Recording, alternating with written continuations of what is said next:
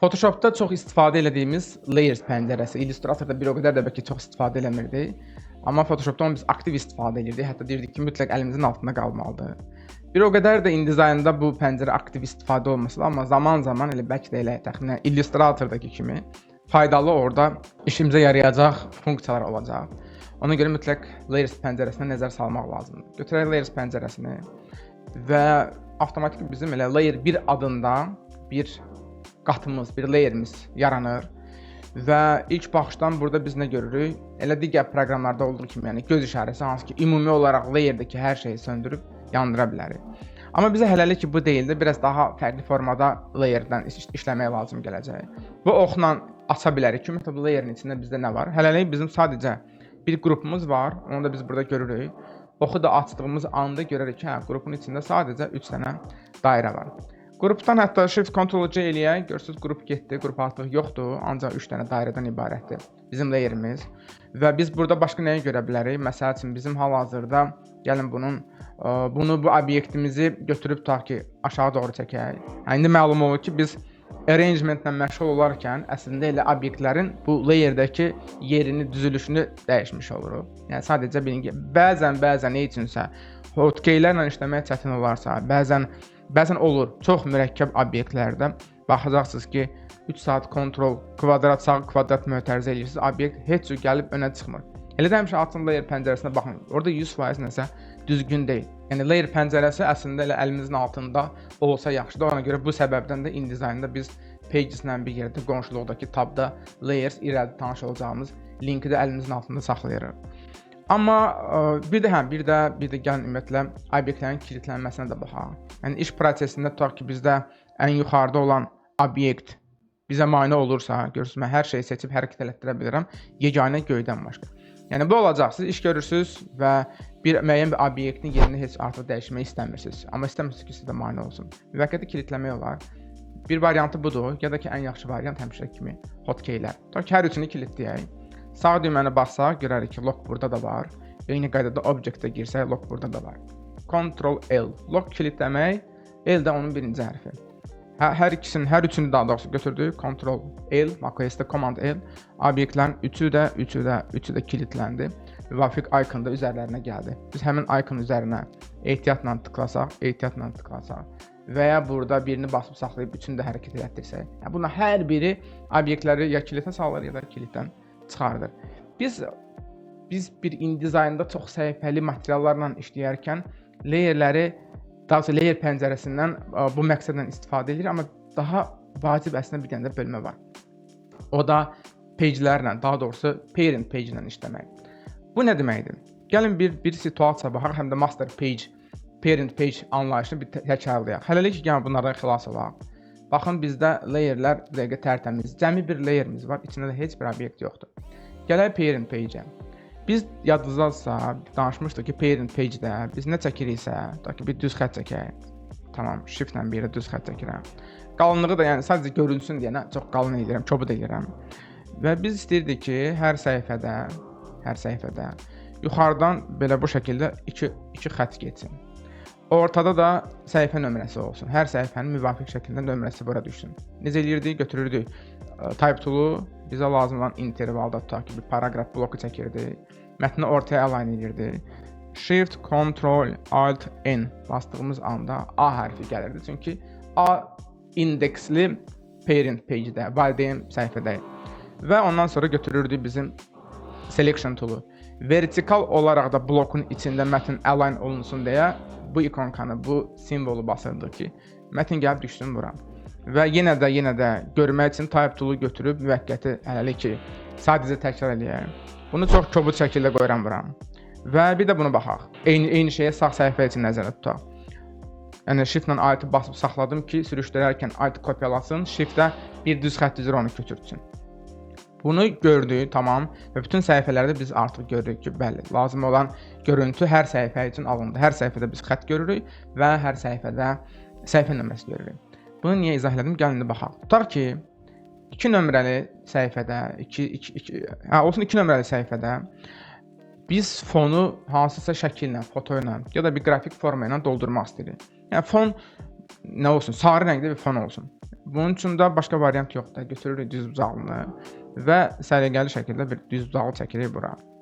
Gözəl, rəng olaraq da sarını təyin edirik. X-i basırıq ki, bu qara önə gəlsin və o qaradan da xilas oluruq. X-i basırıq ki, təzədən sarı gəlsin önə. Və sonra da selection toolu tıklayırıq və qıraqda tıklayırıq. Əla, istədiyimizi elədik, amma bir dənə əmması var bu işin. O da nədir? O da odur ki, dadam, səhifə nömrəsi və təkrarlanan content qaldı düz bucağının arxasında. Hə, biz artıq arrangement bilirik. Layerlərdə yuxarı aşağı keçirə bilirik obyekti. Və biz bilirik ki, bunun hotkey nə idi? Shift Ctrl sol kvadrat mötərizə. Səhərə qədər də sol kvadrat mötərizəni bassaz Shift Ctrl-la bir yerdə. Bu sarı düz bucaqlı bu obyektlərdən aşağı doğru keçməyəcək. Bunun da səbəbi odur ki, bizim bu düz bucaqlı ilə təkrarlanan content tamam fərqli yerlərdədir. Yəni bu səhifənin materialı deyil, obyekti deyil ki, düz bucaqlını bunlardan aşağı keçirək. Nəzəri cəhətdən mümkündür. Onu da elə qeyd eləyək ki, biz parent page-də verdiyimiz təkrarlanan obyekti redaktə oluna bilən obyektə çevirmək istəyiriksə, götürərsiniz shift-lə Ctrl-u basıb bunların üzərində select eləyərsiniz. Baxın, shift-lə Ctrl-u bir yerdə basıb üzərinə gəzdirmək lazımdır.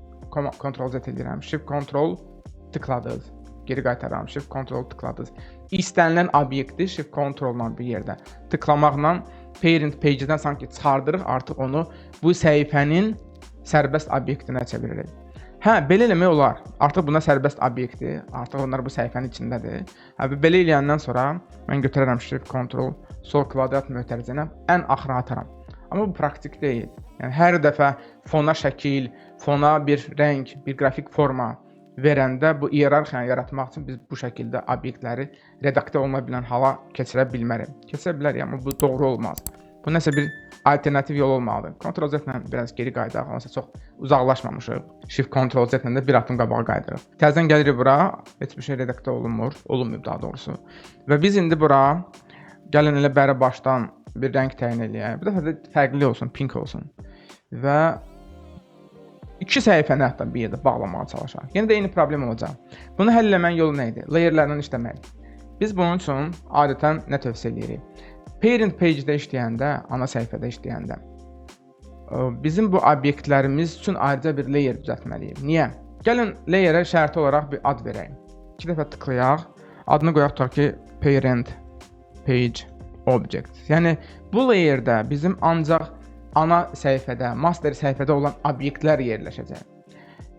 Digər səhifələrdə olan, növbəti səhifələrdə olan, bu səhranı hələlik götürək, çaşdırmasın. Digər səhifələrdə çəkəcəyim bütün obyektləri isə ayrıca bir layer eləyək. Yəni layerlər bir-birinə qarışmasın. Master page-in, parent page-in layerləri ayrı olacaq. Dizayndakı obyektlərin iştirak edəcəkləri layer isə ayrı olacaq. Bunun üçün bizə nə tələb olunur? Giririk layer isə yeni bir layer yaradırıq. Buna da ad qoyaq. Nə qoyaq? Adını qoyaq. Sadəcə design object, yəni dizaynda iştirak edəcək obyektlərin layeri. Və maraqlı bir məqam, biz yeni layer yaradanda görürsünüz, avtomatik ora bir rəng təyin olunur. O, bizim bayrağın tərs variantı. Hətta biz o layerin üstünə 2 dəfə tıklayanda avtomatik orada hansı rəng olacaq, onu belə təyin edə bilərik. Bir layerdən xilas olmaq üçün də sadəcə onu dartıb bu zibil qabının üstünə atmaq kifayətdir. Bu rənglər özünü harda göstərir? Əslində çox maraqlı bir funksiyası var bunun, çox faydalı daha doğrusu. Biz tutaq ki, bir dairə çəkməyə çalışaq, o qara rəngdə olsun. Dairə çəkdik, ətrafında fikir verin, göy rəngdə çərçivə var. Amma mən digər layerdə dairə çəksəm, onun ətrafındakı çərçivələr qırmızı olur. Yəni bu bizə rənglə siqnal verir ki, siz hansı layerlərdə bunu belə deyək ki, icra edirsiniz. Çox uzaqlaşmadan, mətləbdən uzaqlaşmadan, yaxşı, niyə biz bu iki dənə layeri yaratdıq? Biz həmişə master page-də, parent page-dəki obyektlərimizi bundan sonra işləməliyik burada, parent page object-də. Digər səhifələrdəki dizaynlarımız isə design object adlı layerdə olacaq. Amma bir dənə fərqlə bunların yerini dəyişmək lazımdır. Bizim ana səhifənin master page-in, parent page-in detalları həmişə yuxarıdakı layerdə olacaq. Digər səhifələrdə çəkəcəyimiz bütün dizaynlar həmişə burada olacağına görə isə avtomatik bunlardan altda olacaq. Gəlin yuxarıdakini hələlik kilitləyək, çünki bəzən olacaq ki, təsadüfən girib burada başlayırıq dizayn çəkməyə. O bizə mane olsun. İndi görəcəksiniz ki, kilitdə çəkmək mümkün deyil. Məsəl üçün gəlirəm birinci səhifəyə ya da ikinci səhifəyə heç bir fərqi yoxdur. Və götürürəm bayaq kimi bir düz bucaqlını, rəngini də bu dəfə ilə yenə sarı verək. və düz budağı çəkmək istədiyimiz halda nə baş verir? Karandaş yanında da, yəni qadağan simvolu. Tıkladığınız anda da sizə xəbərdarlıq gələcək ki, sizin layeriniz, işləməli olduğunuz layer kilitdədir. Biz də deyirik ki, bağışda səhv eləmişəm, mənə bu layer lazımdır. Çünki səhifələrimin kontenti bu layerdə yerləşdiriləcək. Və indi gəlirəm düz budağı çəkməyə. Və artıq bundan əvvəlkindən fərqli olaraq heç bir problem yaranmadı.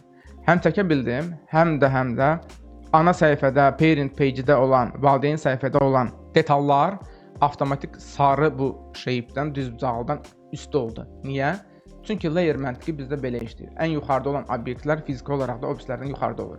Mən də bu layerdə parent, yəni valideyn səhifə üçün ayrıca bir layer düzəltmişdim və həmin səhifədə olan detalları da görürsünüz, bu layerin içinə yerləşdirmişdim.